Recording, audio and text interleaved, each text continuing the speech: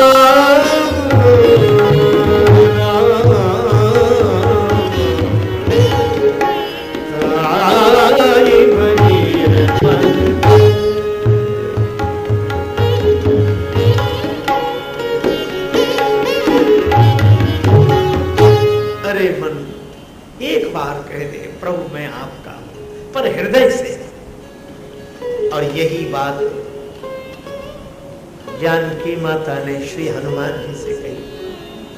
हनुमान जी बोले माता भूख लगी है। क्यों लगाई?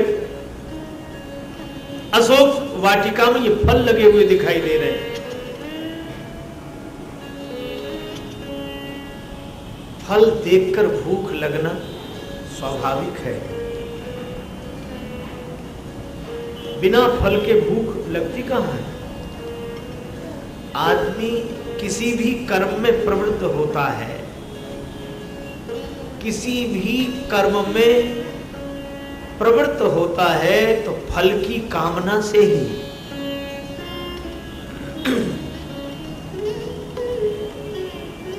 सीता माता बोली, यह फलाहार करना चाहते हो? हाँ मां, पर राक्षस रखवाली कर रहे हैं। अब यह अद्भुत व्यंग है। लंका में जो अन्य राक्षस निवास करते हैं उनके खान पान का वर्णन करते हुए श्री तुलसीदास जी ने कहा, कहूं महेश मानुष धेनु खर अज खल निशाचर भक्षही। महेश मानुष धेनु खर अज, भैंसा, मनुष्य, गाय, गधा, बकरा, इनका भक्षण राक्षस करते हैं, इनका मांसाहार करते हैं, लेकिन इन पर कोई रोक नहीं है। और व्यंग देखो, अशोक वाटिका में पहरेदार है। अर्थ क्या हुआ? रावण के यहां फलाहार पर रोक थी, वहां पहरेदार बैठे, खबरदार फलाहार कोई नहीं कर सकता, मांसाहार करो कोई रोक नहीं है, फलाहार करो तो प्रतिबंध है। इसको किसी व्यवहारिक घटना से मत जोड़िए, इसको हम लोग इस दृष्टि से देखें, ये फल, जीवन का फल जब कोई प्राप्त करना चाहता है तो ये विकार उसकी रखवाली करते हैं। विकार साधक को जीवन के फल तक पहुंचने नहीं देते।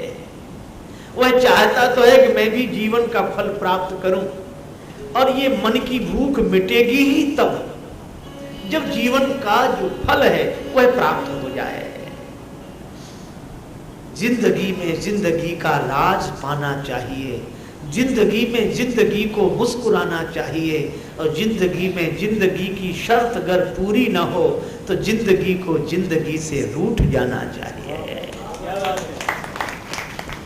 जीवन में जीवन का फल, जिंदगी एक तीर है जाने न पाए लाएगा, पहले निशाना देख लो बाद में खींचो कमान।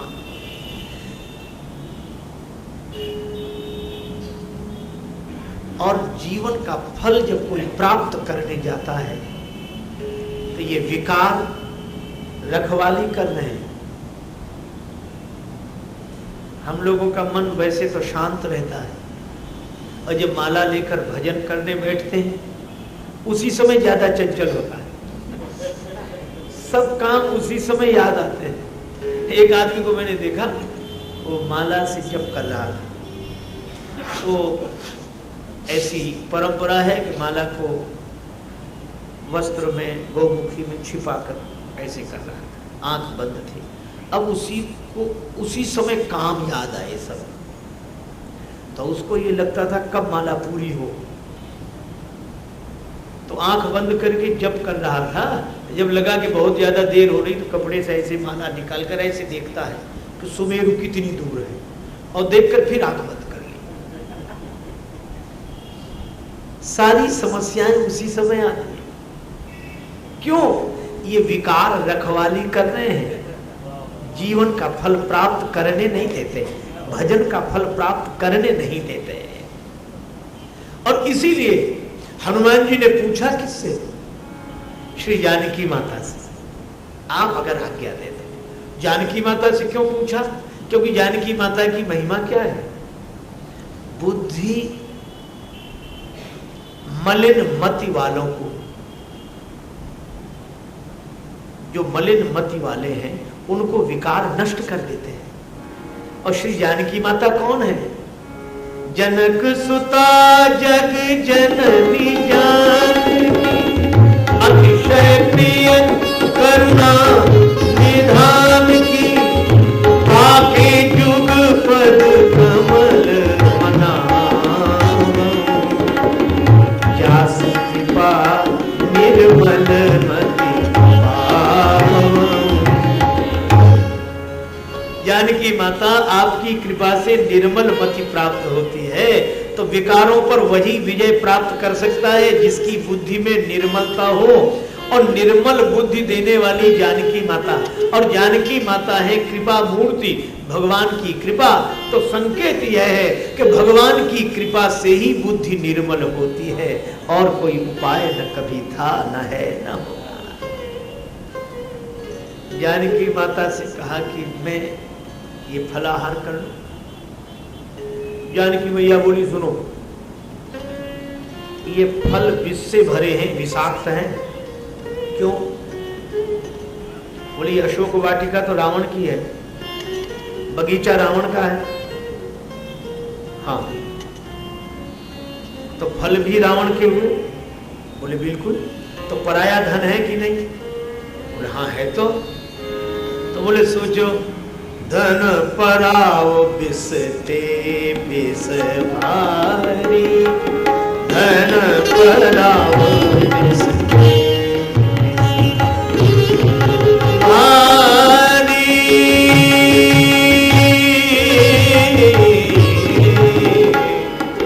पराव बिसते, पराव बिसते, पराव बिसते। ये पराया धन है, विष की तरह है। हनुमान जी बोले तो मां फिर हम भूखे ही रहे। तो तुम ये रावण की वाटिका है, रावण के फल हैं, तो मुझसे आज्ञा क्यों ले रहे हो? अब हनुमान जी की दूसरे तरह की दृष्टि है। श्री हनुमान जी ने कहा कि आपको लगता होगा कि रावण का बगीचा है, मुझे नहीं लगता। कहा क्यों? बोले मुझे तो लगता है कि ये वाटिका आपकी है, सारा संसार ही आपका ही बगीचा है।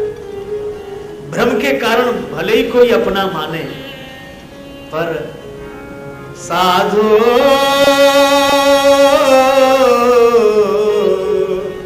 यह जग राम बगीचा, साधो यह राम बगीचा।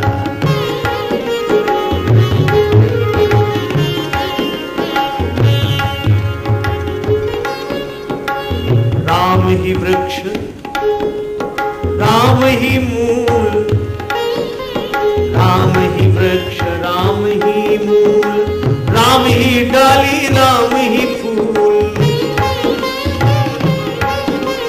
माली रूप राम जी ने ही, माली रूप राम जी ने ही, निश्चय जल से सींचा साधु यह जग राम।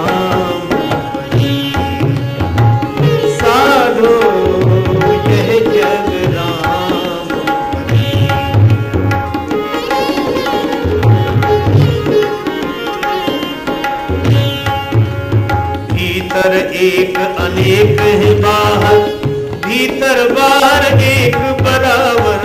भीतर एक अनेक है बाहर, भीतर बाहर एक बराबर। मेरा मर्म गुरु ज्ञान के मेरे से जो फोटो खींचा साधो यह जग राम बगीचा, साधो यह जग राम बगीचा।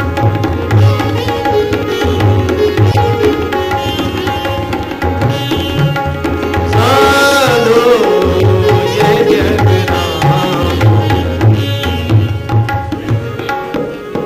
जीवन पथ में जो भी मिले तरह तरह के सुमन खिले।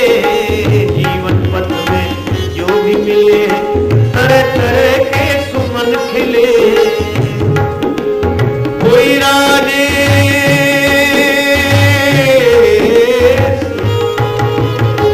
कोई राजेश रंग है, कोई ऊंचा कोई नीचा, साधु यह जग राम बगीचा, साधु यह जग राम बगीचा।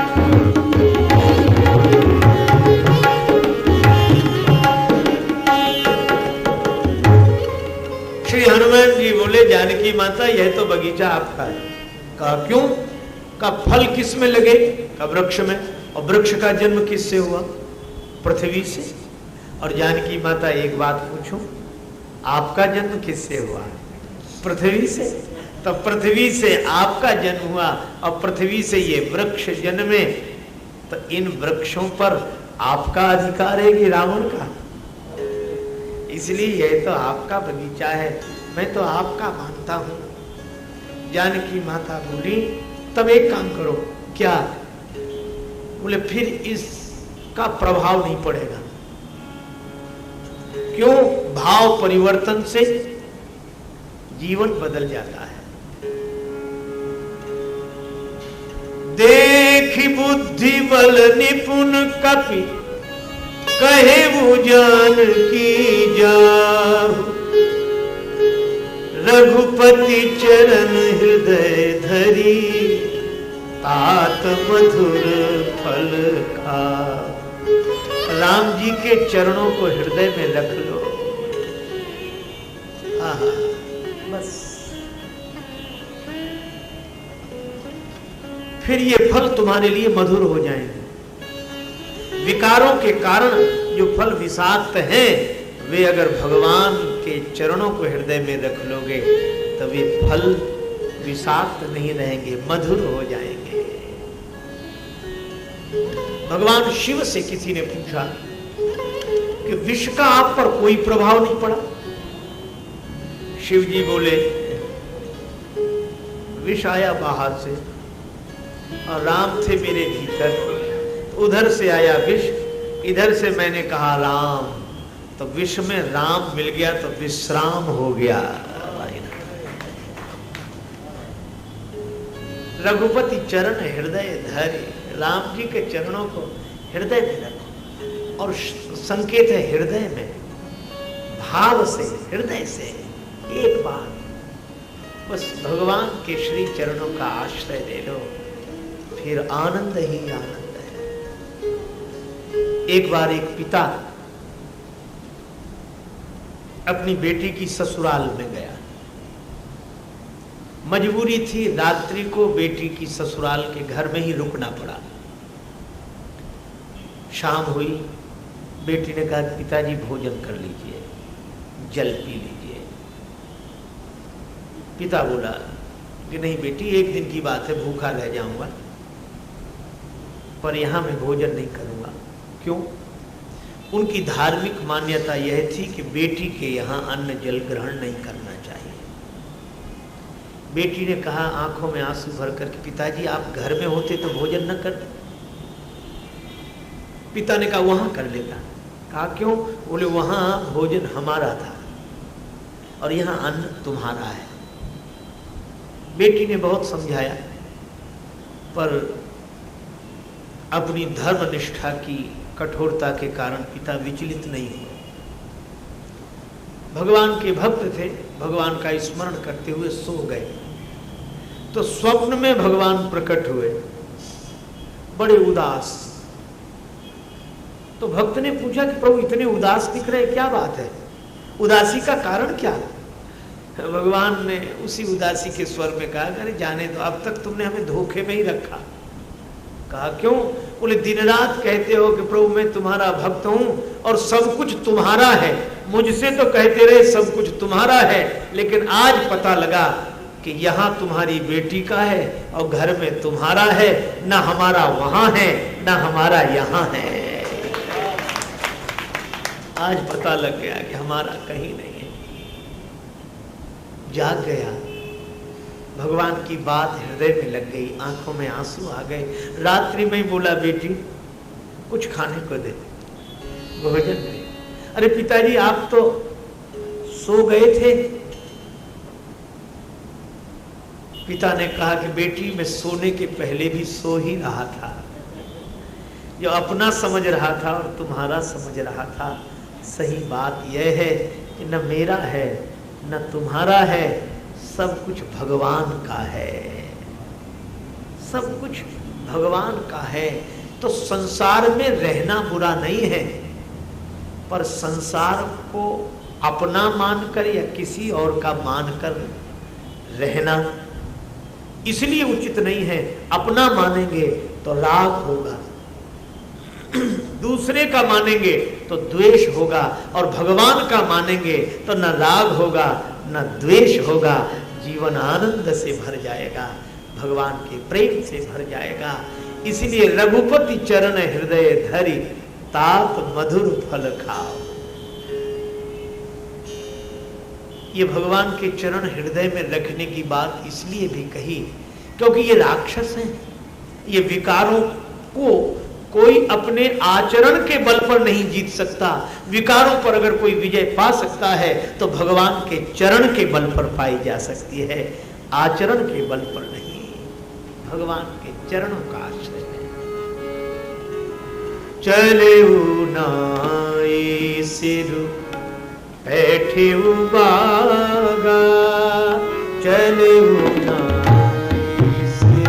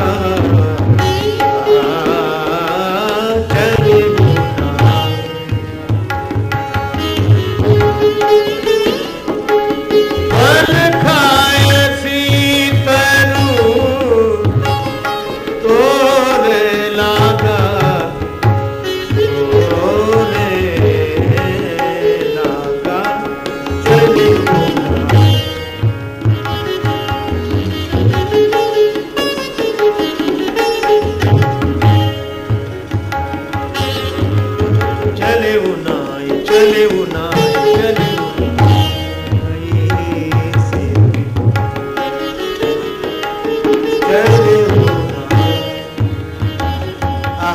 श्री हनुमान जी ने जानकी माता के चरणों में प्रणाम किया, सिर झुक गया सीता मैया के चरणों और हृदय में रख लिए राम जी के चरण। आहा, भक्ति और भगवान दोनों से जीवन जुड़ जाए तभी जीवन का फल प्राप्त होता। और किस वाटिका का? अशोक वाटिका, जो शोक रहित वाटिका है। ऐसा फल जिसे पाने के बाद सदा सदा के लिए शोक समाप्त हो जाए, वही जीवन का सच्चा फल है। पर श्री हनुमान जी ने जब बगीचे में प्रवेश किया तो किसी ने श्री हनुमान जी से पूछा, फल खाने जा रहे हैं? हनुमान जी बोले, ना, फल खाने का तो बहाना है। बोले फिर? बोले हम तो फल चखाने जा रहे हैं। फल चखाने जा रहे हो? किन्हें? बोले जो फल रखाने के लिए बैठे हैं। ये राक्षस खुद तो फलाहार करते नहीं, औरों को करने नहीं देते। ये विकार ऐसे ही है, स्वयं सत्संगी है नहीं, दूसरे को सत्संग करने नहीं देते। तो इन्हें कौन सा फल चखाओगे? भजहु न राम ही सो फल लेहु,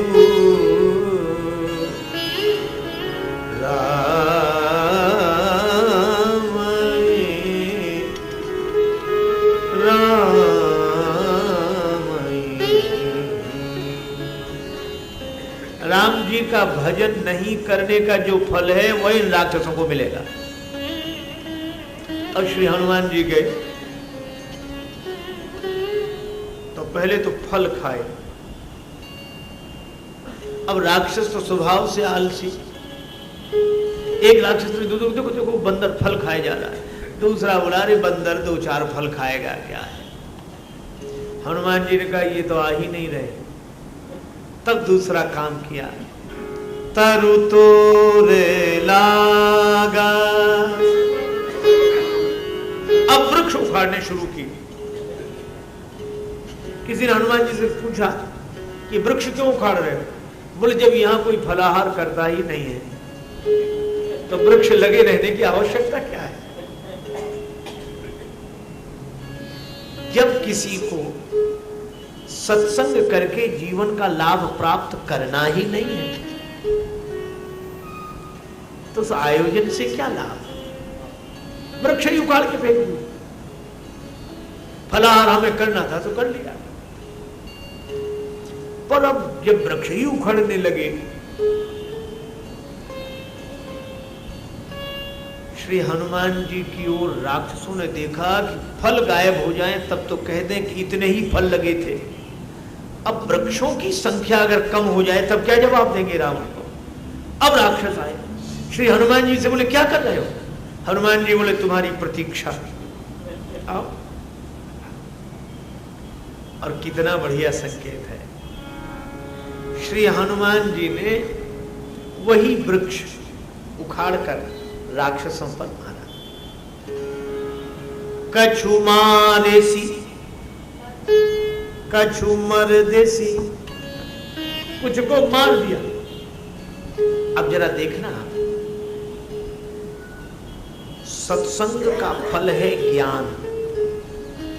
तो हनुमान जी ने ज्ञान तो ग्रहण कर लिया, फल खा लिया, पर जिस वृक्ष में वह फल लगा था उस वृक्ष से राक्षसों को मार दिया।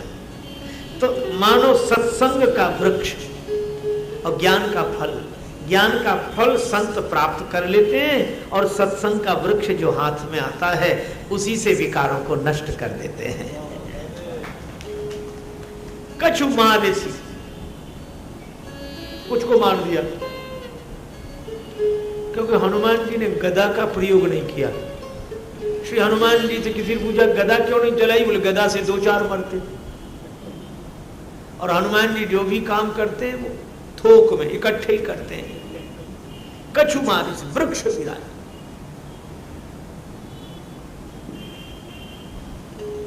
और कछु मर्दिस, एक राक्षस को इस हाथ में पकड़ा, एक को इसमें, और बड़ा विशाल रूप बजरंग बली ने बना लिया, ऐसे रगड़ने लगे, कछु मर्दिस। अब दूसरे राक्षस वो चिल्लाए बचाओ बचाओ, तो दूसरे राक्षस कहीं बचाएं तो तब जब वहां तक पहुंचे, इतना विशाल रूप है। तो किसी ने कहा पांव पकड़ के बंदर को नीचे गिरा, तो जो पांव पकड़ने के लिए आए तो कछु मिली ऐसी धरी धूरी, उनको धूल में ही मिला दिया पांव से रगड़ कर। किसी ने तुलसीदास जी से कहा कि आपने संख्या नहीं लिखी, कुछ को मारा, कुछ को रगड़ दिया, कुछ को धूल में मिला दिया, संख्या लिखनी चाहिए थी। तुलसीदास जी बोले अरे मरने दो। कहा क्यों? बोले विकारों की गिनती करना ही मुश्किल है, विकारों की गणना नहीं की जा सकती, और दूसरे फिर ये राक्षस हैं, मरने दो, इनकी क्या गिनती करना। कौन से महापुरुष हैं जो इनकी पुण्य जयंती मनाई जाएगी तो रखा जाए, कितने मारे। गनई को पार निशाचर जाती, मन में कितनी बुराइयां आ सकती हैं, इनकी गणना नहीं की जा सकती। देख अमित आपन परिवार, ये विकारों का परिवार अमित है। कुछ बच गए, उन्होंने रावण को खबर दी। एक संत कह रहे थे कि जब कोई हाँफता हुआ और डरता हुआ जाएगा तो स्वाभाविक है कि उसकी श्वास तेजी से चलेगी, और जिसकी श्वास तेजी से चलेगी वो कोई बहुत बड़ा वाक्य नहीं बोल सकता, रुक रुक कर बोलेगा। तो ये रावण के पास जो राक्षस गए तो वे दो अक्षर से बड़ा शब्द ही नहीं बोल पा रहे। नाथ, दो अक्षर, नाथ एक आवा कपि भारी, मानो नाथ कहकर फिर नाथ एक आवा कपि भारी, और थोड़ा ठहराव आया श्वास में तो बोले सो अशोक, अब तीन अक्षर का शब्द, अशोक वाटिका उजारी। रावण ने कहा चिंता मत करो, अक्षय कुमार को भेजता हूं। पुनि पठे उते ही अक्षय कुमारा, पुनि पठे उते ही अक्षय कुमारा, चला संग ले सुभट अपारा।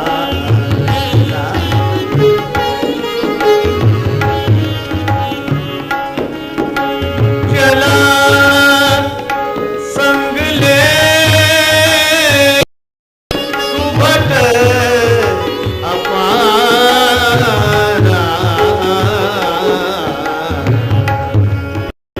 चला संग ले सुभट अपारा, चला।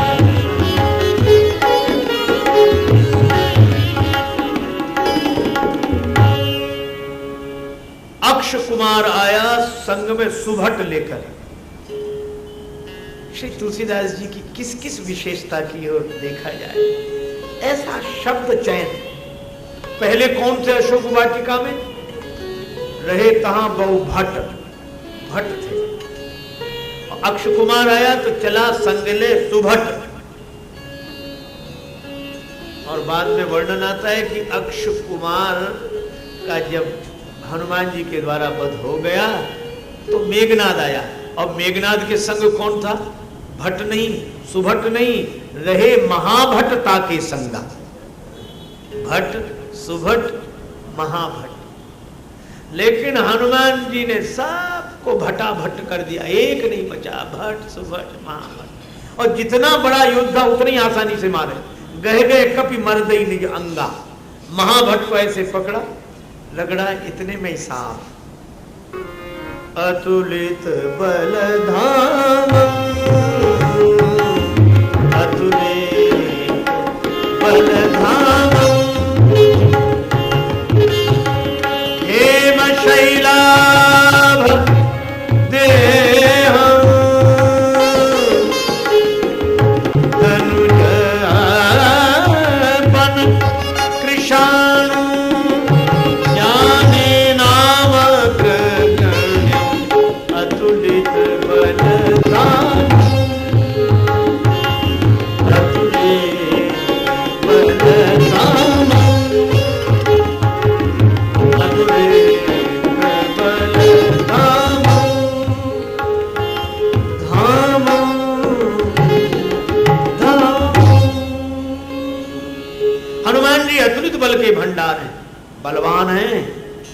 परम बलवान हैं, लेकिन उद्दंड नहीं है। हमारे यहां बलवान के यश का वर्णन किया जाता है, उद्दंड का समर्थन नहीं होता। उद्दंड कौन? बोले जो अपने से बड़ों की मर्यादा न रखे वह उद्दंड। मेघनाद ने देखा कि मैं भी नहीं बचूंगा, तो उसने ब्रह्मास्त्र का प्रयोग किया। ब्रह्मास्त्र ते ही साधा कपि मन कीन विचार।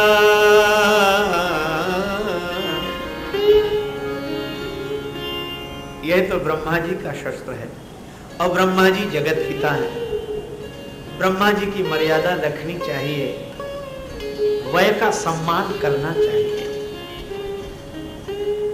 महाराज मनु ने कहा, अभिवादनशीलस्य नित्यं वृद्धोपि सेविनः चत्वारि तस्य वर्धन्ति आयुर्विद्या यशो बलम। जो प्राणी अभिवादनशील होकर अपने से बड़ों की मर्यादा रखता है, उनकी पद वंदना करता है, उसके जीवन में 4 चीजें बढ़ती हैं, आयु, विद्या, यश और बल। वय का सम्मान करना चाहिए। एक वृद्ध अत्यंत उदास थे, अकेले थे। किसी ने पूछा, आप अकेले पड़ गए हैं, आपके पास कोई नहीं बैठता, कोई नहीं आता, तो आपका मन शिकायत से भरा होगा? तो वो बोले नहीं। क्यों? बड़ी सुंदर बात कही। कहा कि पीरी में दोस्तों की बदगुमानी का क्या गिला। बुढ़ापे में अपनों ने अगर साथ छोड़ दिया, दूरी बना ली, तो शिकायत क्या? यह तो होना ही था। क्यों? पीरी में दोस्तों की बदगुमानी का क्या गिला, दूर रहते हैं सभी गिरती हुई दीवार से। गिरती हुई दीवार से तो सभी दूर रहते हैं, लेकिन जो गिरती हुई दीवार वृद्ध को समझते हैं, वे जीवन के बहुत बड़े लाभ से वंचित रह जाते हैं। मैंने एक घटना सुनी थी रामचरितमानस में ही। अगर हम लोग विचार करके देखें, राम जी का राज्य चला गया, लेकिन खोया हुआ राज्य फिर मिल गया। क्यों? क्योंकि श्री राम जी वृद्ध का सम्मान करते हैं। राम जी के यहाँ वयोवृद्ध मंत्री हैं सुमंत। सुमंत जी राम जी के पास आए तो राम जी क्या करते हैं? राम सुमंत ही आवत देखा, राम सुमंत ही आवत देखा, आदर की पिता सम लेखा, राम सुमंत ही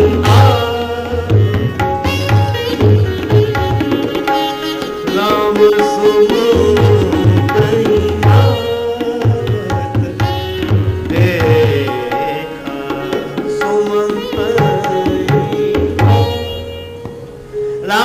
सुमंत जी को देखा तो पहले दोनों हाथ जोड़े, फिर सिर झुकाकर सुमंत के चरणों में प्रणाम किया। सुमंत के आंखों में आंसू आ गए। राघवेंद्र, आप ऐसे प्रणाम कर रहे हैं मुझे?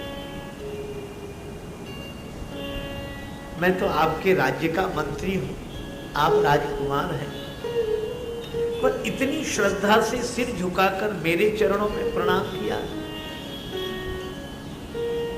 राम जी ने कहा, मंत्रीवर, आप यह बतावें, अगर पिताजी आपकी जगह यहाँ आते तो क्या मैं उन्हें ऐसे ही प्रणाम न करता?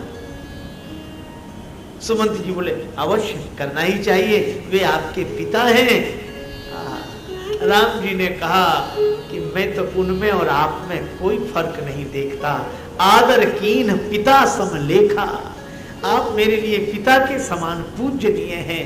और ये केवल राम जी कहते नहीं, सुमंत के चरणों में सिर रखकर प्रणाम करते हैं।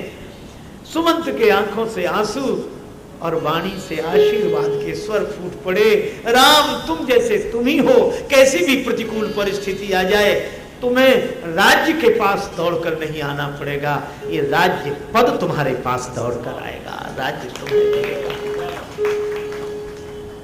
यह राम जी का खोया हुआ राज्य मिल गया वृद्ध के आशीर्वाद से, वृद्ध का सम्मान करने से, और रावण की सोने की लंका जल गई वृद्ध का अपमान करने से।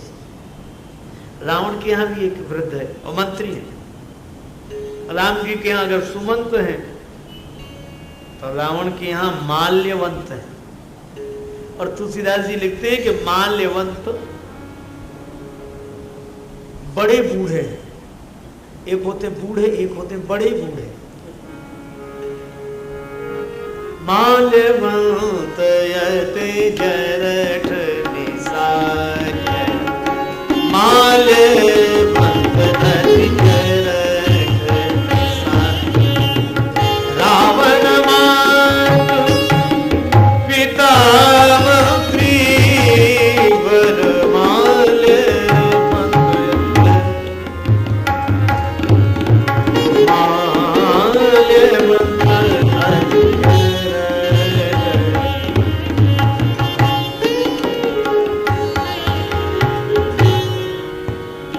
माल्यवंत अति जरठ, अत्यंत वृद्ध।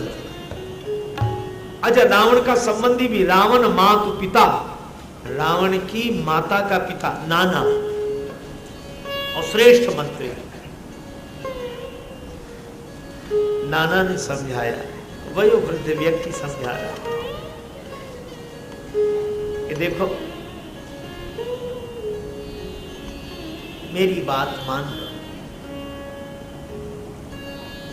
रावण बोला, नाना नाना तुम्हारी बात मैं नहीं मानूंगा।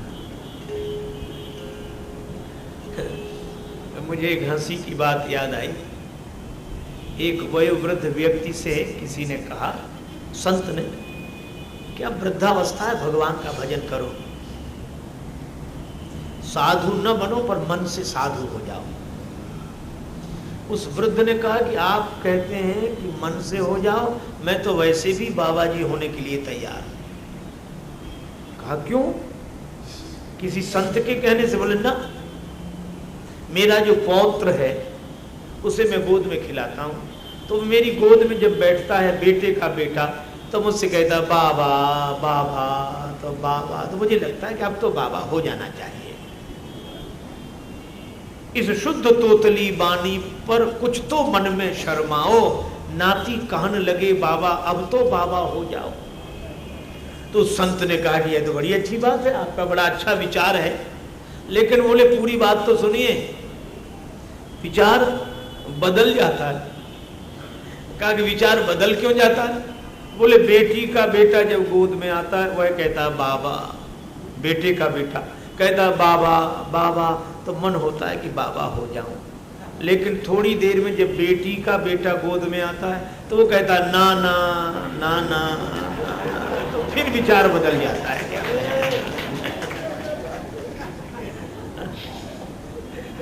रावण का भी नाना समझा कि मान गया, पर रावण केवल नाना करता तब भी बात समझ में आती। रावण क्या बोला? अपमानजनक शब्दों में उत्तर दिया। प्रणाम और हाथ जोड़ना तो दूर, कहा चुप हो जा, मेरी आंखों से दूर हो जा। माल्यवंत ने कहा कि वृद्ध के साथ यही व्यवहार तुम्हारा? रावण बोला लिहाज ही तो कर रहा हूं बुढ़ापे का, नहीं तो क्या करते?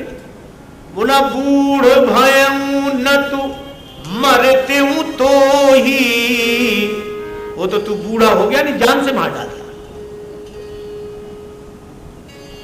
अब जनी रिस उपजावसी मोही, वृद्ध का अपमान हुआ।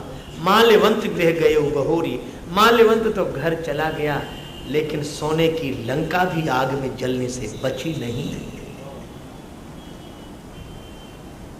मुझे लगता है मैंने सुना था किसी गांव में आग लगी, सभी भाग गए, और दो जलने के लिए मजबूर थे, एक अंधा एक लंगड़ा। अंधा भाग तो सकता था पर उसे आग दिखती नहीं थी, लंगड़े को आग दिखती थी, वह भाग नहीं सकता था। लंगड़े ने अंधे से कहा कि तुम हमें अपने कंधे पर बिठा लो, आंख हमारी पांव तुम्हारे, दोनों आग से बच जाएंगे। अंधे ने लंगड़े को कंधे पर बिठा लिया, दोनों बच गए। यह कहानी बड़ा सार्थक संदेश देती है। आज भी चारों तरफ आग लगी है ईर्ष्या की, अशांति की, और अगर समाज बचना चाहे तो एक ही उपाय है, अंधा लंगड़े को कंधे पर बिठा ले। अंधा कौन और लंगड़ा कौन? अंधी जवानी और लंगड़ा बुढ़ापा।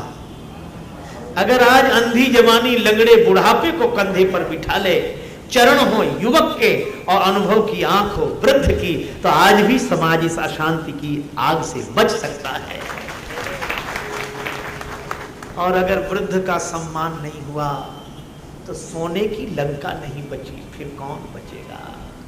वृद्ध की बड़ी महिमा होती। एक बार एक कन्या के पिता ने विचित्र शर्त रखी थी कि हम बेटी का विवाह तो करेंगे पर बारात में कोई बूढ़ा आदमी नहीं आना चाहिए। नवयुवक बोले ठीक है, ये बूढ़े करेंगे क्या बारात में जाकर, ये तो घर रहे, राम राम करें, भजन करें, ये बारात में क्या करेंगे जाकर। सभी बूढ़े मान गए, क्योंकि बूढ़े तो कथा में भेजे जाते हैं, सत्संग में भेजे जाते हैं, विवाह बारात में कौन ले जाए। पर जो दूल्हे का नाना था वो तो बोला नाना हम तो चलेंगे। अरे कहा, कन्या के पिता ने कहा कि बारात वापिस कर देगा अगर बूढ़ा दिख गया तो। नाना ने कहा कि ऐसे ढंग से ले चलो कि हम दिखे नहीं। तो मोटर कार में जहां सामान रखा जाता है वहां नाना जी का इंतजाम किया गया, छिपा कर ले गए। लेकिन बारात पहुंची, कन्या के पिता ने अपना एक गुप्तचर भेजा कि देखो कोई बूढ़ा तो नहीं आया है। उसने कहा कि नहीं कोई बूढ़ा नहीं। तो उस कन्या के पिता ने अपनी ओर से एक सेवक भेजा संदेश लेकर कि हम अपनी बेटी का विवाह करने के लिए तैयार हैं, पर हमारी एक शर्त है, वो पूरी करनी पड़ेगी। क्या? बोले हमारे गांव के किनारे जो नदी बह रही है उस नदी में पानी की जगह शुद्ध दूध बहा दो तो हम अपनी बेटी का विवाह करेंगे। अब नवयुवक सब परेशान, खूब अकल लगाई पर पढ़ाई लिखाई कुछ भी काम नहीं आई। बोले नदी में पानी और उसमें शुद्ध दूध, अंत में बोले इम्पॉसिबल, असंभव। तो कहा कि फिर बारात लौटा ले चलो। बारात लौटने लगी। किसी ने कहा बारात तो लौट ही रही, नाना के काहे को प्राण ले रहे हो, उसे बाहर निकाल लो। तो नाना जी से कहा कि आओ। नाना जी बोले क्यों? बोले अब कोई डर नहीं है। कहा क्यों? बोले बारात लौट रही। नाना ने कहा क्यों लौट रही बारात? बोले कन्या के पिता ने ऐसी शर्त रखी है कि हम पूरी नहीं कर सकते। कौन सी शर्त? यही कि गांव के किनारे नदी में पानी की जगह शुद्ध दूध बहाना होगा। नाना बोला छोटी छोटी बातों पर कहीं बारातें लौटती। लड़के बोले दिमाग खराब है, ये छोटी बात है। नाना बोला बिल्कुल छोटी बात। तो बोले फिर हम क्या करें? बोले कुछ नहीं, तुम भी अपनी ओर से एक सेवक भेजो और संदेश भेजो कि हमने दूध का इंतजाम कर लिया, नदी में जितना दूध बहाना हो बहा लो, हमारे पास शुद्ध दूध की व्यवस्था है। लेकिन हमारी भी एक शर्त है। क्या? नदी का पानी खाली तुम करा दो, दूध हम बहा देंगे। अब कन्या के पिता को पता लगा कि वो कहते नदी का पानी खाली कराओ, दूध हम बहा देंगे। तो कन्या का पिता बोला कि जरा छानबीन अच्छी तरह करो, बारात में जरूर कोई वृद्ध आया है, बूढ़ा आया है, नहीं तो ये हो नहीं सकता है। इसलिए भाई वृद्ध का सम्मान करो, वय का सम्मान करो।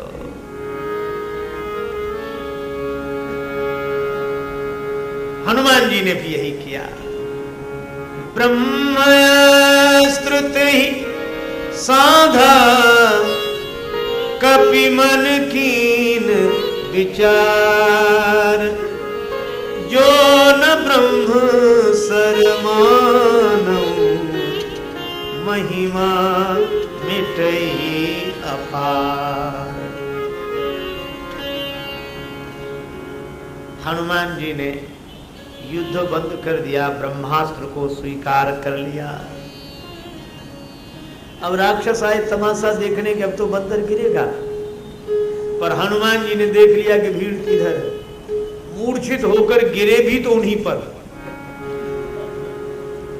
ब्रह्मबान कपि कहूं ते ही मारा, पर तेहु बाद कटक संघारा, पर तेहु बाद कटक संघारा।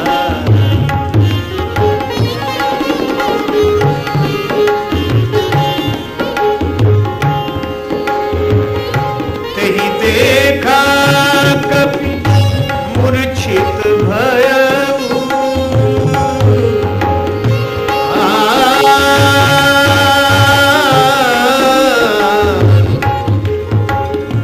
ब्रह्मपाश बांधे सी ले गए, नागपाश बांधे सी ले गए।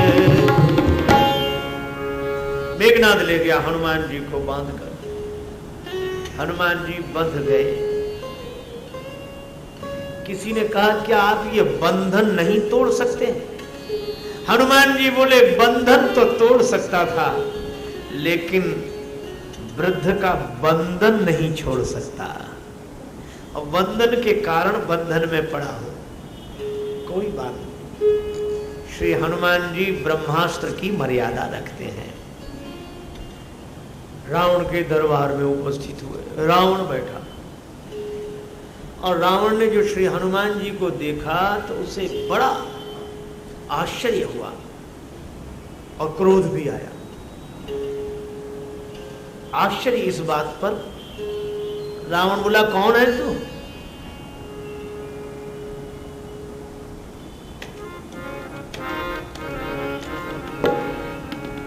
कहलंकेश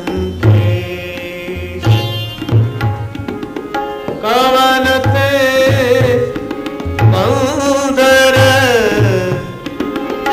कवन ते ईशा, ईशा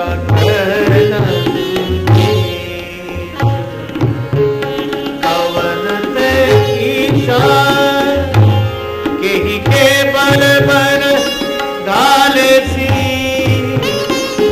ईशा।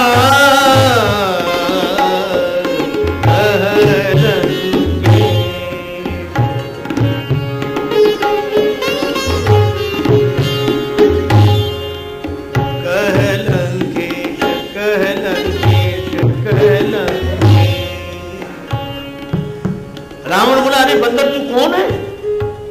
किसके बल पर बगीचा उजाड़ा? क्या मेरा नाम नहीं सुना? जरूर तूने मेरा नाम नहीं सुना है। अगर सुना होता तो ऐसा निडर नहीं दिखाई देता कि इधो श्रवण सुने से नहीं मोही, देखो अति असंख सठ तो ही। हनुमान जी मुस्कुराते रहे। हनुमान जी ने कहा डरना जरूरी है? तुम्हारे सामने जो आए वो डरे, यह आवश्यक है क्या? रावण बोला यहां जितने भी दिखाई पड़ रहे हैं ना, भ्रकुटि विलोकत सकल सभीता, मेरी भौं टेढ़ी देखते हैं तो सब डर जाते हैं। कौन? कर जोरे सुर दिसिप दिक्पाल देवता, सब डरते हैं। हनुमान जी ने कहा इसीलिए डरते हैं। क्यों?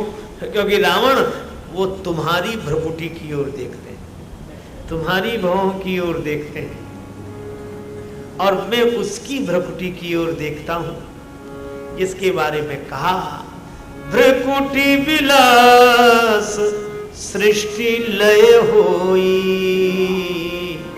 सपने हूं संकट परई की सोई। जिनकी बंक भ्रकुटि के भय से सागर सप्त उबलते देखा, भ्रकुटि विलास सृष्टि लय होई, हनुमान जी बोले मैं उनकी भ्रकुटी की ओर देखता हूं, इसीलिए तुम्हारे सामने निडर हूं, और जो तुम्हारी भ्रकुटी की ओर देखेंगे वे तो डरेंगे। आहा। रावण बोला सठ, मेरा नाम नहीं सुना है तुमने, कौन है तुम? हनुमान जी ने ये तो नहीं बताया कि मैं कौन हूं, बाद में बताया, पहले यह बताया किसके बल पर बगीचा उजाड़ा। हनुमान जी ने बड़ी सुंदर बात कही, रावण तुम पूछते हो किसके बल पर बगीचा उजाड़ा, मैं कहता हूं कि तुमने किसके बल पर सारे संसार पर विजय प्राप्त की। बल तो एक ही है और एक का ही है। जाके बल लवलेश ते जिते चराचर झारी झारी तासु दूत में जाही कर हरियाने हूँ प्रियदान। जिनके बल पर तुमने सारे संसार पर विजय प्राप्त की, उन राम जी का मैं दूत हूं, दास दूत। रावण, मैं एक बात कहता हूं, विनती करो जो कर रावण, विनती करो कर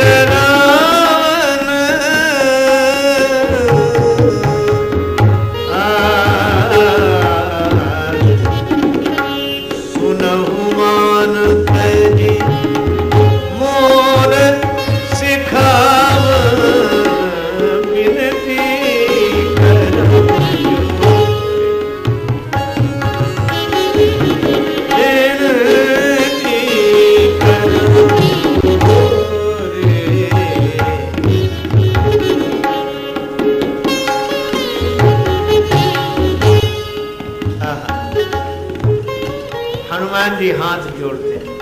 रावण, मैं हाथ जोड़कर तुमसे विनती करता हूं, अभिमान छोड़ दो। यही भक्त का ढंग है।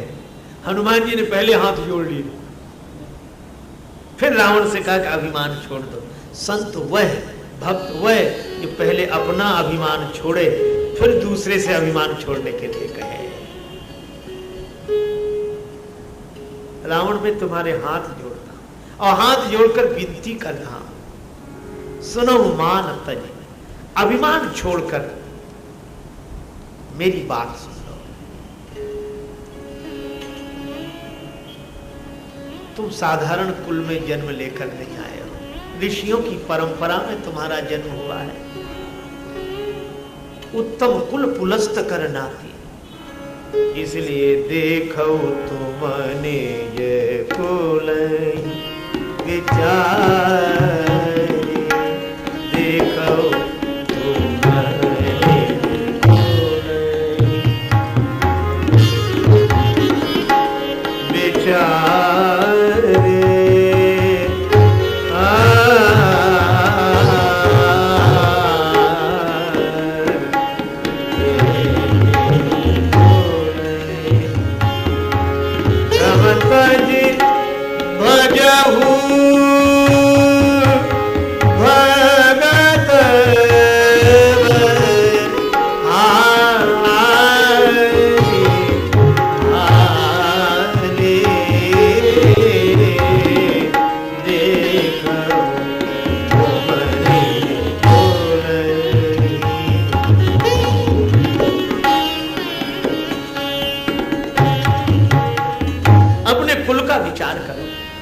छोड़कर भवभयहारी भगवान का भजन करो। हनुमान जी ने कितनी सुंदर बात कही। हनुमान जी रावण से कह रहे हैं कि भ्रमतज भजो, भगवान का भजन करो। क्यों? क्योंकि राम भजे गति के ही नहीं पाई। राम जी का भजन करने से किसे गति नहीं मिल गई, इसलिए भ्रम छोड़कर भगवान का भजन करो। और भजन का उपाय क्या बताया? राम चरण पंकज उन धर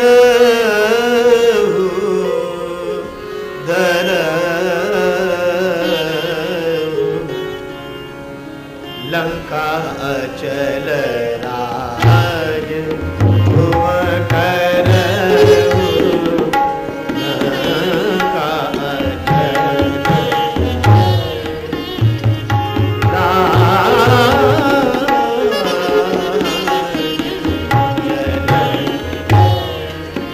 लंका में तुम्हारा राज्य होगा। अब इसमें एक संकेत बड़ा सुंदर है। रावण राज्य पद पर बैठा है और हनुमान जी कहते हैं मैं तुम्हें पद छोड़ने के लिए नहीं कह रहा हूं, बल्कि मैं तो चाहता हूं कि ये पद तुम्हारा न छूटे। फिर मैं तुम्हें पद छोड़ने के लिए नहीं कह रहा हूं, मैं तो तुम्हें भगवान के पद से जोड़ने की बात कह रहा हूं। भजन का यह अर्थ नहीं कि आप जहां हैं वो छोड़ दें, आप जहां हैं वहीं रहें, पर वही अविचल हो जाएगा। वह सुख, देखो अगर सुख भोग से जुड़ा रहा तो अविचल नहीं होगा, और सुख अगर भगवान से जुड़ गया तो अचल हो जाएगा। रावण ये पद अगर अभिमान से जुड़ा रहा तो अविचल नहीं होगा, और यह पद अगर भगवान से जुड़ जाएगा तो अविचल हो जाएगा। लंका अचल राज तुम करो। सचमुच ऐसा होता है। एक बार भगवान श्री कृष्ण नंद नंदन श्याम सुंदर की उंगली में चोट लग गई, रक्त बहने लगा। श्री कृष्ण की उंगली में बहता हुआ रक्त देखा, महारानियां विचलित हो गई। शोक सत्य भामा कियो रुक्मणी रोई धाय धाय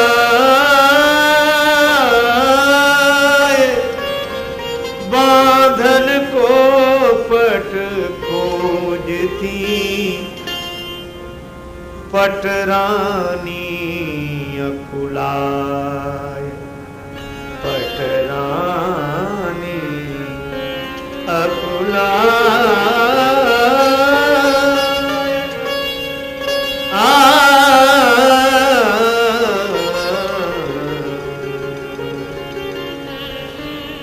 सत्यभामा शोक से भर गई, रुक्मणी रोकर दौड़ी, पटरानियां पट खोजने लगी। तब लगी देवी द्रौपदी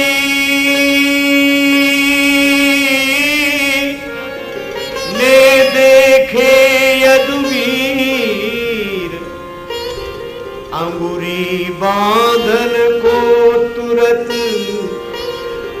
चीर्यो अपनो चीर चीर्यो अपनो